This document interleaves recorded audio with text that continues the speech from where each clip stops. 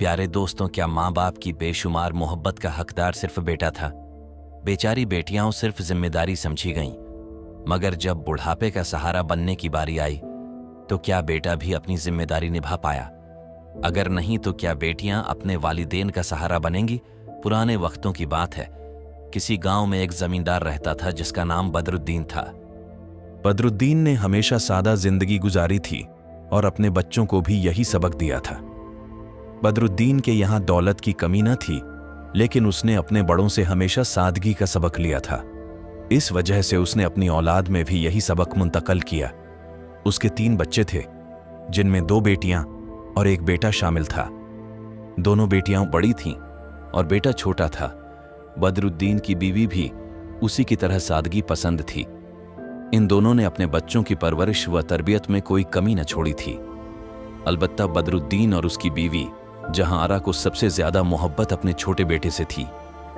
बेटियों से उनका रवैया आम सा था, एक मामूली सा ताल्लुक था, जबकि बेटे के साथ उनका रिश्ता बिल्कुल खास था, जो साफ तौर पर महसूस होता। यह बात उसकी बेटियां अच्छी तरह समझ चुकी थीं कि उनके वालिदैन ने उनकी तरबियत तो एक जैसी ही की है, लेकिन वह मोहब्बत अपने बेटे से सबसे ज्यादा करते हैं। वह उनकी उम्मीदों का मरकज था, उनकी वाहिद नरीना औलाद था, और हर गांव वालों की तरह उनकी भी यही सोच थी कि उनका बेटा सफदर बड़ा होकर उनके बुढ़ापे का सहारा बनेगा और उन्हें बुरे वक्त में संभालेगा। यही वजह थी कि वह सबसे ज्यादा अहमियत अपने बेटे सफदर को देते थे। यहाँ तक कि अगर पड़ोस से कोई अच्छी चीज बनकर आ जाती तो भी वह सबसे पहले सफदर को पेश करते और अपनी बेटियों को रोक देते। यही नहीं, ईद में भी सबसे पहले पैसे सफदर के हाथ पर ही रखते। जब वह खर्च कर देता, उसके बाद जो कुछ बचता वह बदरुद्दीन और जहांआरा अपनी बेटियों में तकसीम कर देते। सफदर को इस बात का बखूबी इल्म था कि उसके वालिदैन उसकी बहनों से ज्यादा उससे मोहब्बत करते हैं और वह इस मोहब्बत को अपना हक समझकर कबूल करता। उसे बहुत अच्छा लगता कि उसके वालिदैन उसे सबसे ज्यादा अहमियत देते हैं, जबकि बेटियों की आंखों में इस फर्क पर हमेशा नमी दिखाई देती। जहांआरा और बदरुद्दीन को इस बात का अंदाजा नहीं था कि उनकी बेटियां वैसे तो खामोश रहती हैं, लेकिन वह इस बेटे बेटी के फर्कन की वजह से अक्सर अपने दिल में दुखी रहती हैं और किसी से इस बात का जिक्र नहीं करती। उन्होंने जहांआरा का पूरा घर संभाला हुआ था और अक्सर रात को जब तमाम कामों से फौरिग होकर वह आंगन में चारपाई डालकर बैठती तो इन दोनों बहनों के दरमियान यही मौजू एक गुफ्तगू होता।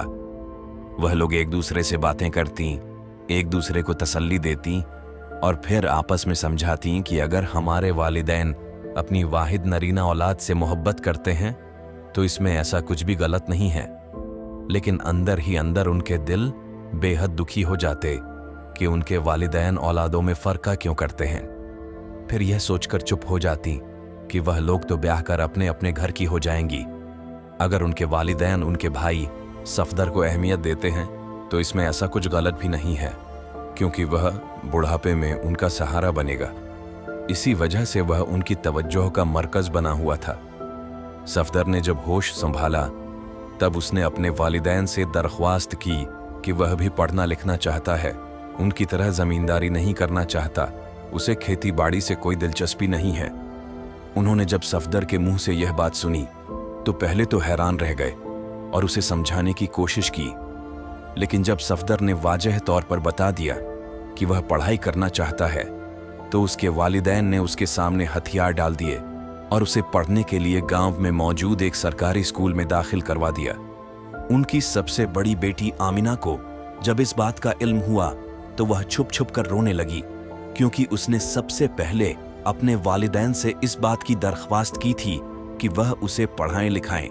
वह जाहिल नहीं रहना चाहती थी।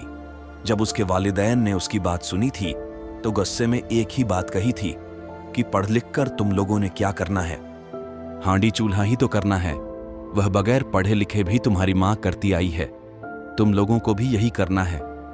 इसलिए मैं अपना पैसा तुम लोगों की पढ़ाई के पीछे बर्बाद नहीं कर सकता। अपने वालिद के मुंह से यह जवाब सुनकर वह कमरे में जाकर बेहिसाब रोई थी और अपने आंसुओं में अपने इस ख्वाब को हमेशा हमेशा के लिए दफन कर दिया था।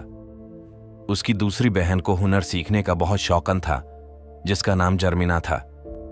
उसने अपने वालिद से जब पड़ोस वाले घर में, जहां उसकी दोस्त नीलम रहती थी, उसकी वालिदा से सिलाई सीखने का कहा, तो उसके वालिद उस पर बिफर पड़े और कहने लगे, तुम्हें क्या जरूरत है हुनर सीखने की?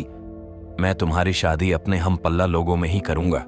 वह लोग तुम्हें 2 वक्त की रोटी फराहम कर देंगे, तुम्हारे नान नफके की जिम्मेदारी लेंगे, तो तुम्हें क्या जरूरत पड़ी है कि तुम हुनर सीखने में अपना वक्त बर्बाद करो? करदारी सीखो, वही तुम्हें आगे काम आने वाली है। जब उसके वालिद ने उसे हुनर भी सीखने से मना कर दिया, तब जर्मिना ने अपना दिल बहुत ज्यादा मजबूत किया और खुद को समझाया कि शायद इसी में मेरी बहुतरी है। लेकिन वह दोनों बहनें जानती थीं कि उनके वालिद उन्हें सिर्फ इस हद तक प्यार देते हैं कि जल्द से जल्द वह इस घर से रुखसत हो जाए। उनके वालिद के नजदीक बेटियों की शादी करना ही एक बहुत बड़ी जिम्मेदारी थी, जिससे सबका दोष होने के बाद वालिदैन का हर फर्ज खत्म हो जाता है, जबकि हकीकत इसके बरक्स थी।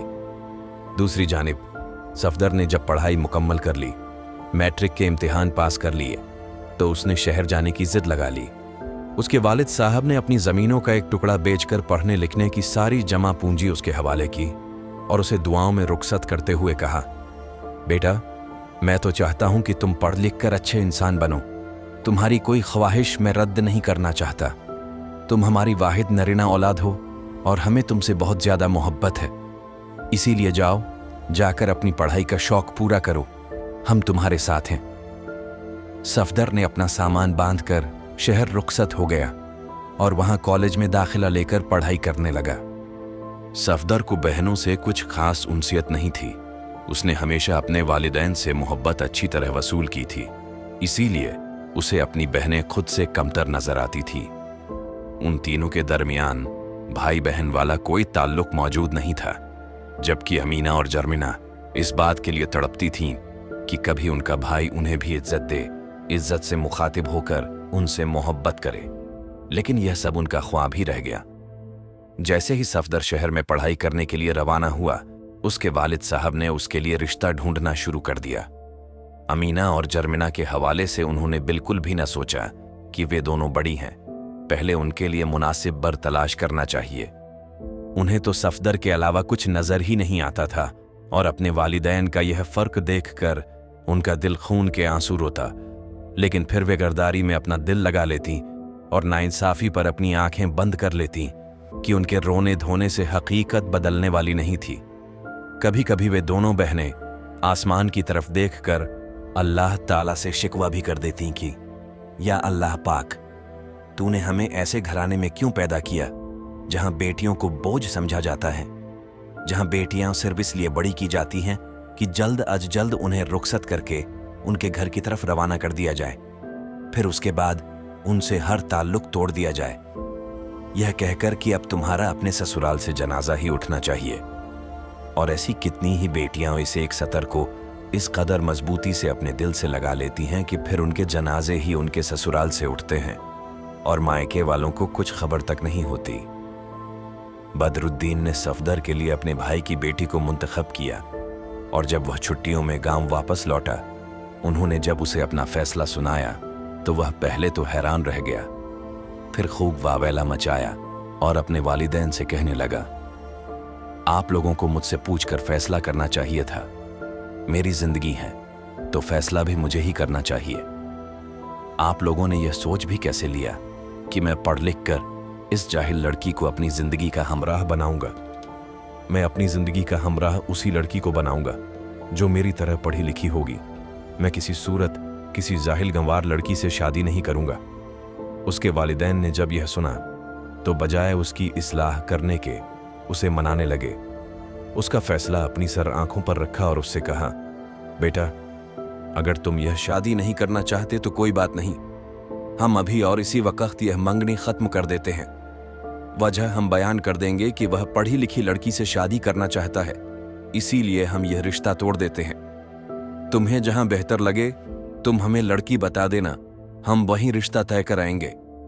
बदरुद्दीन को इतना एतमाद था कि उसका बेटा कोई ऐसी लड़की पसंद नहीं करेगा